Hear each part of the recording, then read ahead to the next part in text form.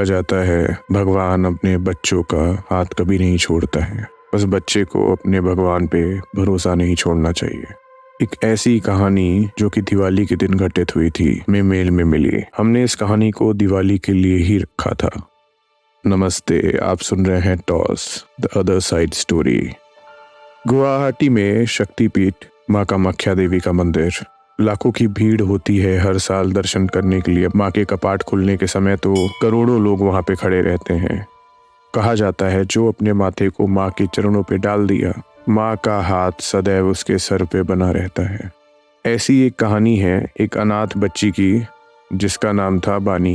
वो कामाख्या मंदिर के सामने एक फूल बेचने वाली की लड़की थी। उसके माता पिता का देहांत काफ़ी साल पहले हो गया था, तो अपने बाबा के फूल बेचने की दुकान पे वो डेली रहा करती थी। सुबह वहाँ बैठकर फूल से गहने बनाना, उसको सजाना, दुकान साफ करना और फिर स्कूल चले जाना। स्कूल से आने के बाद भी यही काम करना। और जब जब बानी दुकान में काम किया करती थी, वो अपने मुंह से बस माँ के भजन गुनगुनाया करती थी। आसपास मंदिर से सटे हुए हर दुकान वाले, हर पंडित उसको अपने बच्चे जैसा मानते थे, क्योंकि बानी बहुत ही प्यारी बच्ची थी। बानी पढ़ाई में भी बहुत तेज थी। उसको जो समय मिलता था उसमें पढ़ लिया करती थी। और उसके अलावा दिन भर मंदिर के कपाट पे बैठे रहना, मंदिर की साफ सफाई करते रहना, फूल की दुकान पे बैठे रहना। कई बार उसके साथ स्कूल में पढ़ने वाले बच्चे या टीचर्स भी उसके दुकान पे आते थे। सहपाठी कुछ छोटे बच्चे हंसते थे, लेकिन उसको अपने काम से कभी शर्म नहीं आई। उसको लगता था उसका वही धर्म है, माँ कामाख्या की सेवा करना, और वो जिस रास्ते पे ले जाएंगी वो जाएगी। बानी पढ़ाई में बहुत तेज थी। देखते देखते कब 18 साल की हो गई पता ही नहीं चला। आसपास के दुकान वाले, मंदिर में रहने वाले पंडित, सबके लिए वो उनकी बच्ची जैसी थी। और सबको पता था ये पढ़ने बाहर जाना चाहती है। उस समय गुवाहाटी में कोई अच्छी यूनिवर्सिटी थी नहीं, तो उसने फॉर्म भरा और बीएचयू में बीएससी के लिए उसका एडमिशन हो गया। बानी ने बोला कि मुझे लग रहा है कि माँ का ही आशीर्वाद है, मुझे 5 से 6 साल आप वहाँ जाने दीजिए। पर सब लोग डरे हुए थे। लेकिन मंदिर के महंत से राय ली गई और उन्होंने बताया क्योंकि बानी का पढ़ने का काफी मन है, हम लोग को देखना चाहिए कि वो पढ़ ले, हमारी ही बच्ची है। सब लोगों ने चंदा इकट्ठा किया और कुछ मुख्य लोगों के साथ बानी बीएचयू में आ जाती है, बीएससी में एडमिशन लेती है और हॉस्टल का रूम भी मिल जाता है। बानी क्योंकि गुवाहाटी से थी, पहाड़ी थी, उस समय बीएचयू में वहां से कम लोग आया करते थे, तो आते ही वो एक तरह से सेंटर ऑफ अट्रैक्शन बन गई थी। लोगों को उसमें काफी दिलचस्पी हो गई थी। बानी भी अपनी उम्र के इतने लोगों के साथ घर से दूर अचानक से काफी असहज महसूस करने लगी थी। उसके गाँव से आए हुए लोगों ने समझाया कि अब तुम्हारा आने वाले 3 से 5 साल तक यही परिवार है, माँ तुम्हारा ख्याल रखेंगी, तुम पढ़ के अच्छे से वहाँ आना ताकि अपने क्षेत्र के लिए काम कर पाओ। बानी के लिए ये बात सबसे ज्यादा मोटिवेटिंग रही। बानी क्योंकि पढ़ाई में मेहनती थी ही, क्लास में उसकी फर्स्ट रैंक आना शुरू हो गई। हर प्रकार के डिबेट में हिस्सा लेती थी। पर जब आप ऊपर बढ़ते हैं तो आपको नीचे खींचने वाले भी काफी लोग आते हैं। बानी की कुछ कुछ चीजों को देखकर गर्ल्स हॉस्टल में लड़कियों ने बोलना शुरू कर दिया कि बानी एक चुड़ैल है या काला जादू करती है, क्योंकि बानी रोज सवेरे 4 बजे उठकर गार्डन में पेड़ से फूल तोड़कर माँ के लिए गाना गुनगुनाया करती थी और कैंपस में एक छोटे से मंदिर में जाके आरती उतारती थी। आने के बाद अपने कमरे में ही जमीन पर बैठकर कुछ ना कुछ भजन किया करती थी।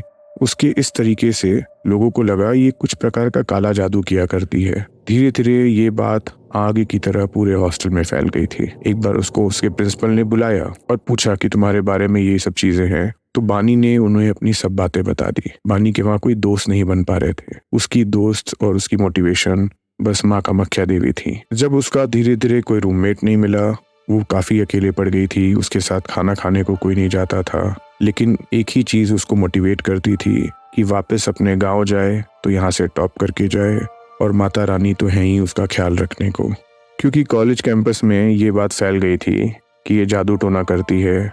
कॉलेज कैंपस के बाहर से भी कुछ शोधे टाइप के लड़के उत्सुकता में इसको देखने आए, क्योंकि दिखती तो काफी सुंदर थी। इसी बहाने इसको छेड़ना और टॉन्ट मारना शुरू कर दिया। जब भी वो क्लास से निकलती, वो बच्चे उसके क्लास के बाहर रहते, उसके हॉस्टल तक धीरे धीरे पीछे चलते, उसको टॉन्ट करते रहते। बानी काफी डिप्रेस रहती, लेकिन वो जानती थी कि ये जो हो रहा है उसके जीवन में वो इम्तिहान हो रहा है, और उसको पूर्ण भरोसा था कि माँ उसकी हमेशा रक्षा कर ही रही है। धीरे धीरे करते 3 साल बीत जाता है।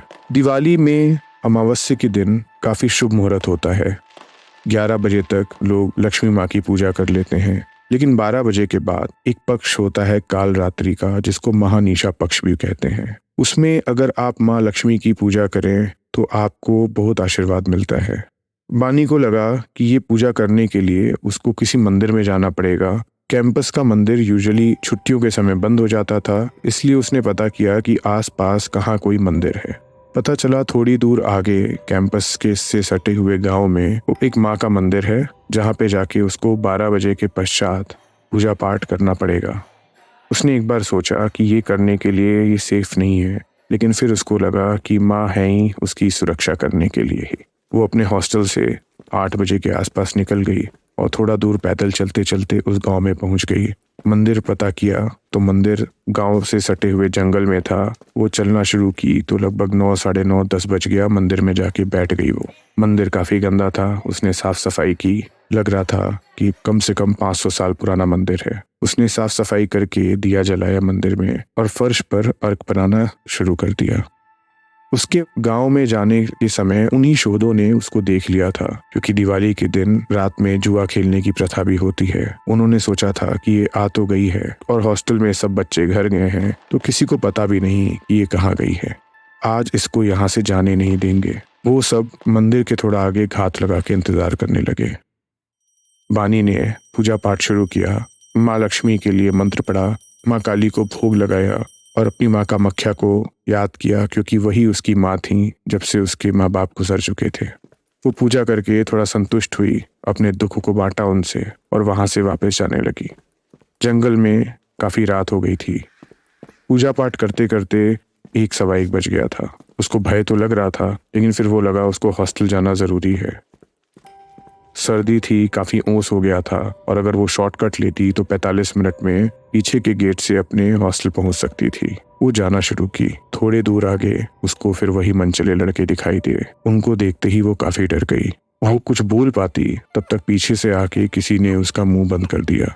वो चीख नहीं पा रही थी और मुंह बंद करके तुरंत दूसरे ने आके उसका पैर पकड़ के दोनों जमीन से उठा लिया और उसको तुरंत उठा के रास्ते के बगल में एक झाड़ में फेंक दिया।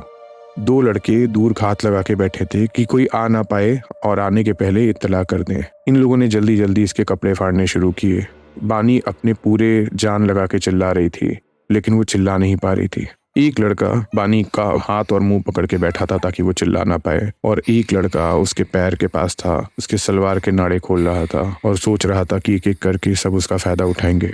जंगल में हल्की हल्की धुंध थी और दूर से रोशनी आ रही थी। बीच बीच में रोशनी ऊपर से आतिशबाजी या पटाखे के फटने से थोड़ी फैल जाती थी। अचानक जिस लड़के ने इसका हाथ पकड़ा था वो डर के मारे दूसरे लड़के के पीछे देखना शुरू कर दिया। बानी रो रो के बेहोश हो चुकी थी। उसने देखा कि एक काली औरत जो कि कम से कम 10 से 12 फीट की थी, उसके 8 हाथ थे। उसने पीछे वाले लड़के को सर से उठा के आराम से ऐसे फेंक दिया। लगा वो लड़का कुछ नहीं तो 50-100 फुट जाके दूर गिरा है।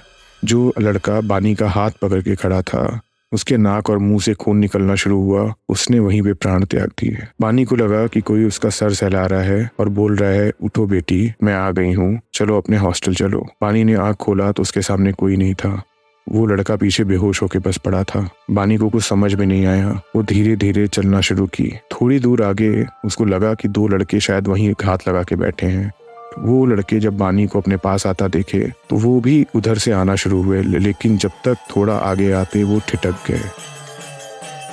उन्होंने देखा कि बानी के पीछे माँ काली खुद चलकर आ रही हैं। विशाल शरीर, 8 हाथ, बड़ा भयानक चेहरा, जीभ निकाला हुआ, चमकती हुई आंख। दोनों ने अपने प्राण वहीं छोड़ दिए। बानी को समझ में नहीं आया। बानी ने पीछे देखा तो उसके पीछे कोई नहीं था, लेकिन उसको समझ में आ गया था कि उसकी माँ आ गई हैं उसको बचाने। बानी अपने हॉस्टल के पीछे से दरवाज़ा खोल के हॉस्टल में एंटर करते हुए अपने रूम तक पहुंची। दूर से पटाखे और आतिशबाजियों की आवाज और थोड़ी थोड़ी रोशनी उस अंधेरे कैंपस में जल रही थी। छुट्टियों की वजह से उस कैंपस में कोई नहीं था। बानी धीरे धीरे अपने कमरे की तरफ गई और इतनी थकी थी कि सो गई। रात भर बानी को लगा कि इसके सर पे कोई हाथ फेर कर बोल रहा है कि बेटा मैं हमेशा तुम्हारे साथ हूँ, चिंता करने की जरूरत नहीं है। उसको ऐसी नींद कभी नहीं आई थी। सवेरे जब बानी उठी तो कोई था नहीं। बिस्तर के पास उसने देखा कि 2 पैर जो कि लग रहा था आलता से रंगे हुए हैं, उसकी 2 निशान थे। वो समझ गई कि उसकी माँ ने उसकी रक्षा की है और उसको डरने की कोई जरूरत नहीं। ये कहानी हमें जिसने बताया उनका नाम बदल दिया गया है। उनकी अखंड श्रद्धा माँ पे रही। आज वो एक यूनिवर्सिटी में काफी बड़े पोजीशन पे हैं। बुरे समय में भगवान हमारा साथ कभी नहीं छोड़ता। दुख में सुमिरन सब करे, सुख में करे ना कोई। जब सुख में भी सिमरन करे तो दुख काहे को होए। यहाँ तक सुनने के लिए धन्यवाद। नमस्ते। आप सुन रहे थे toss the other side story. हम स्पॉटिफाई पे भी हैं। स्पॉटिफाई का लिंक डिस्क्रिप्शन में है। धन्यवाद।